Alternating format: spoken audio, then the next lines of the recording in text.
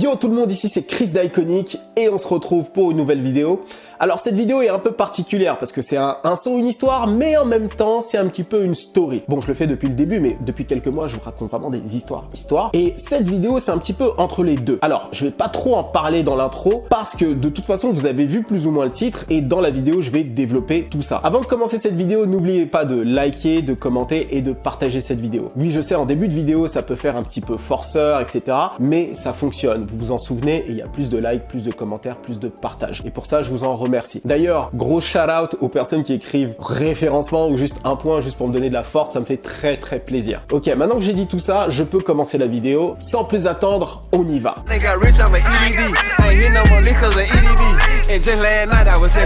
Bon, comme tu le sais, le Covid et le confinement ont eu pour conséquence d'augmenter la précarité partout dans le monde, que ce soit en France, en Europe et aux États-Unis. Surtout aux États-Unis. Et pour faire face à cette crise sanitaire qui est maintenant aussi une crise économique, les États ont mis en place des aides pour aider les personnes qui ont perdu leur job, mais aussi les chefs d'entreprise, les entrepreneurs qui ont fait faillite suite à cette crise, parce qu'ils pouvaient pas ouvrir leur restaurant, etc.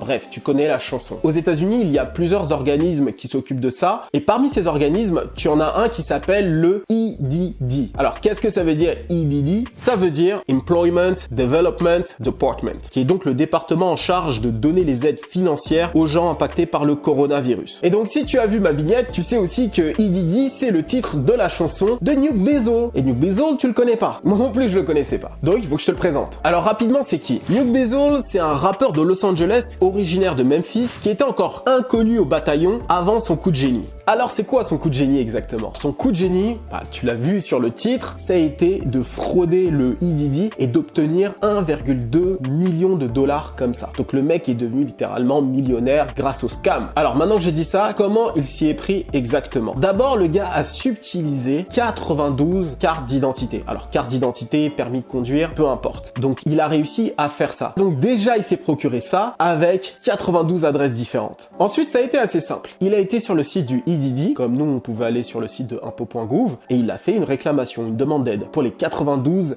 identités. Et donc, comme ça, il a reçu 92 cartes de débit preloaded, comme ils disent les carrés. Donc, ça veut dire qu'il y avait déjà de l'argent dedans. Et donc, au total, il y avait 1,2 million de dollars. Donc, le mec a fait fortune comme ça. Et d'après ce qui était dit, il avait déjà tiré plus de 700 000 dollars. 704 000 pour être exact. Donc, il avait du cash. Il pouvait te faire des moneyphones à rallonge, le gars. Tu vois ce que je veux dire? Le mec, il pouvait se faire des piscines de cash. Ok? Il nage dedans pour le kiff. Et donc là, tu peux te dire, le gars est devenu riche grâce à ça. Bon, qu'il fasse attention de pas se faire pincer, mais il semble avoir réussi son coup. Ok? Donc, à partir de ce moment-là, t'es censé te dire, ok, bon, bah, c'est terminé. Eh ben, non. On est dans l'ère des réseaux sociaux. Il faut le montrer. Il faut communiquer. Tout le monde veut devenir rappeur. Et donc, forcément, Nuke Bezo s'est dit, parfait, je vais pouvoir raconter mon histoire. Je vais pouvoir raconter ce que j'ai réussi à accomplir. Escroquer l'État américain. Et donc, c'est comme ça qu'il a sorti le morceau EDD.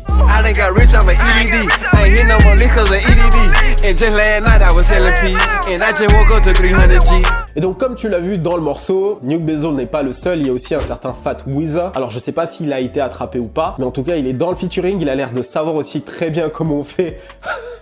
comment on fait cette escroquerie. Ça me fait rire parce que c'est impressionnant. Le gars a quand même raconté exactement son escroquerie dans un morceau.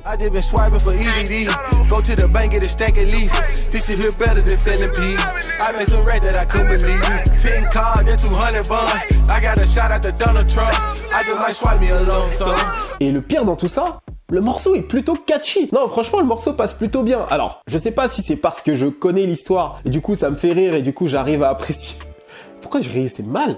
Je vais encore avoir la police de la morale qui va me tomber dessus. Faut dire que le contexte est quand même drôle. Le morceau en lui-même, il est quand même pas mal en fait. Tu sens qu'il y a un certain talent. Et c'est pour ça que le morceau a été viral. Le morceau a cartonné. Alors à l'heure actuelle, le morceau a été mis en privé ou a été supprimé de YouTube, même s'il a été réuploadé, mais il n'y a plus autant de vues, mais c'était un morceau qui a cartonné. Et d'ailleurs, il a cartonné. Pourquoi? Comme je vous l'ai dit dans la vidéo de Internet Money, d'ailleurs si vous n'avez pas vu la vidéo, allez la voir, j'explique qu'il y a cette triptyque de timing plus talent plus sujet, tu vois. Donc le sujet c'était quoi? Le Covid. Le timing, c'est en plein Covid, donc c'est un sujet qui fait parler. Et en plus le talent, le gars est plutôt bon, c'est ça qui est ouf, il est plutôt nice. D'ailleurs, si vous aimez le contenu un petit peu business, marketing, comment faire pour breaker sur internet, ce genre de choses, ou le contenu mode, pour rappel, je relance le site de Iconic où il y aura du contenu exclusif avec des LSD exclusifs, des vidéos conseils autour de la musique, de la mode, du business, du marketing sur internet, etc. pour vous aider justement à comprendre des choses, être une vraie source d'information pour vous aider dans votre carrière, dans vos projets, etc. Ce site va être relancé dans pas très longtemps, mais comme je vous ai dit, je vous en parle à chaque vidéo, donc voilà, vous le notez quelque part, ça revient bientôt. Ah oui, aussi, il y aura un abonnement, bien sûr, comme il y aura du contenu exclusif, mais le prix sera ultra accessible. Voilà, c'est dit. Donc revenons donc à ce single. Le clip en plus est hyper réaliste parce que quand même, il y a des courriers qu'ils ont reçus qui sont en train de mettre en avant, donc on peut supposer que dans ces courriers, il y a un message du EDD qui valide leur demande, donc ils sont hyper contents. Quand ils en parlent, tu sens la sincérité, et c'est ça des fois qui fait la différence entre un morceau moyen et un morceau excellent, c'est souvent la sincérité, l'authenticité. Et ça, tu le ressens dans le morceau, même dans les lyrics, comment ça a été écrit, c'est hyper clair. La manière dont ils célèbrent avec les quichetas boursouflés, les grands moniphones comme ça, ben,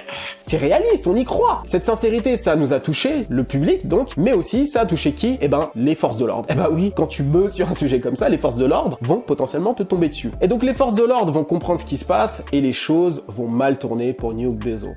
The Department of Justice says a rapper who bragged in a music video about getting rich from an unemployment scam is now facing federal charges.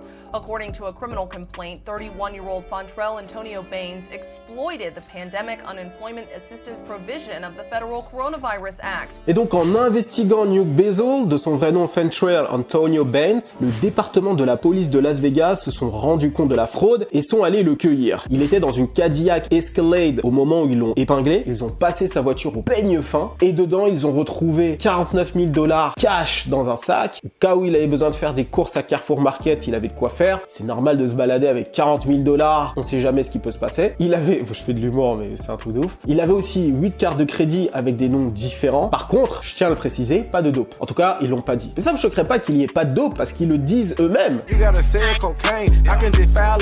Et donc à ce jour, il y a 3 charges qui pèsent sur lui. La première, vol d'identité avec circonstances aggravantes, fraude sur appareil d'accès. Alors j'ai fait une traduction littérale de Access Device Fraud. En gros, ça veut dire que tu as commis un crime sur une carte de débit crédit, ok. Et enfin, transport entre États fédérés de biens volés. Et donc pour ça, il risque à ce jour 22 ans de prison. Quand même un truc de ouf. Et donc il a été relâché sous caution et le plus drôle dans tout ça, parce que c'est jamais drôle de parler de la prison, c'est qu'il plaide non coupable. Alors je sais pas c'est quoi sa stratégie de plaider non coupable, étant donné qu'il y a plutôt des preuves accablantes, mais voilà, il plaide non coupable. D'ailleurs, il continue à se donner pour sa carrière de rappeur, il a sorti il y a 3 semaines un nouveau single, donc le gars a vraiment envie de devenir rappeur et de réussir dans ce domaine. Donc comme je vous en ai parlé ici, je vous tiens au courant du fin mot de l'histoire, hein. Je vous le dirai sur Instagram, donc sur le compte de Iconic. N'hésitez pas à aller suivre le compte d'ailleurs, on poste pas mal de choses intéressantes et on a des concepts vidéo qui sont aussi posté là-bas. Tout est dans la description. Et donc le cas de Nuke Bezel, c'est le grand problème de notre époque à mon avis avec le hip-hop. Alors je développe. Avant dans le hip-hop, il y avait toutes sortes de courants. Mais c'est vrai que le gangster rap, le gangstérisme, ça a été, on va dire, le courant qui a quand même été celui qui a été le plus mis en avant parce que c'est celui qui a toujours fonctionné le mieux. En général, même avant le hip-hop, la masse a toujours été très attirée, divertie par la culture du gangstérisme des voyous, ok? C'est bien avant le rap, ça a toujours été comme ça. Et donc la culture hip-hop a énormément exploité ça et les artistes en avaient clairement conscience. D'ailleurs, au départ, les rappeurs qui exploitaient tout ça n'étaient pas les plus grands voyous, c'était souvent des artistes, mais ils avaient grandi dans un certain milieu et ils exploitaient justement ce qui se passait autour d'eux et ils l'incorporaient dans leur musique. Alors il arrivait que des fois eux-mêmes étaient plus ou moins aussi dans le truc parce qu'ils grandissent dans un certain milieu, survie, bref, tu connais. Ils avaient conscience de ce qu'ils faisaient et ils avaient conscience que leur musique était le moyen pour eux de s'en sortir. Donc ils ont exploité ça dans les années 90, on l'a vu avec Death Row, Rockefeller, etc., etc. Mais c'était vraiment à des fins d'entertainment. Ceux qui consomment cette musique, c'est en grande majorité les whites des suburbs qui vont consommer, qui vont aller acheter. Et dans les ghettos, bien sûr, c'est très écouté, mais c'est eux qui créent, on va dire, la culture autour de ça. La danse, etc., etc. Donc on va dire que c'était un système qui marchait très bien comme ça. Et donc, ce que les rappeurs racontaient dans leur musique n'était pas forcément vrai. Et d'ailleurs, ils ne racontaient pas les vraies bêtises qu'ils ont commises, ou alors ils attendaient qu'il y ait prescription avant de pouvoir pouvoir raconter toutes ces choses. Par contre, aujourd'hui, c'est complètement différent. Tu vas avoir des artistes qui sont parfois pas très talentueux, mais qui vont se mettre à rapper et qui vont raconter leurs histoires, des histoires concrètes, et parfois certains d'entre eux vont tomber en prison comme ça. On a plein d'exemples comme ça. Au début des années 2010, on a eu le cas avec la drill de Chicago, avec beaucoup d'artistes qui racontaient directement leurs crimes, qui parlaient des morts, etc. Bref, qui disaient déjà pas mal de choses. Et on a eu des cas beaucoup plus concrets où on a vu des artistes clairement arriver devant le tribunal et la juge joue un morceau en disant voilà, dans ce morceau, il a dit ça, ça, ça,